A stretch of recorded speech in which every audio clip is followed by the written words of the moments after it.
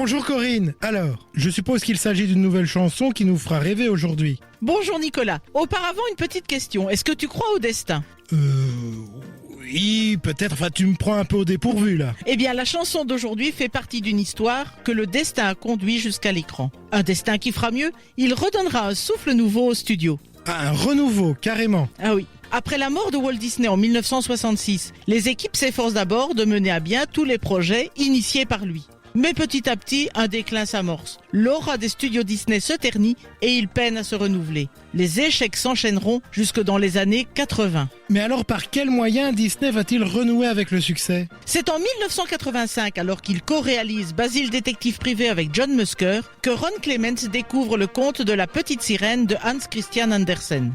Immédiatement, il imagine mettre l'histoire en images pour un film d'animation. Et c'est là que le destin va jouer. Dans les archives, on retrouve une adaptation de l'histoire que Walt avait imaginée dans les années 30 et qui avait été illustrée par Kay Nielsen. Surprise, les modifications prévues par le papa de Mickey ressemblent étrangement à l'histoire esquissée par Musker et Clements. Si ça, c'est pas un signe... Un signe qui sera payant, il me semble. Ah, payant, c'est bien le mot. 233 millions de dollars récoltés pour l'histoire d'Ariel, cette jeune princesse du fond des océans qui n'a qu'un seul désir, devenir humaine et vivre son histoire d'amour avec le prince Eric.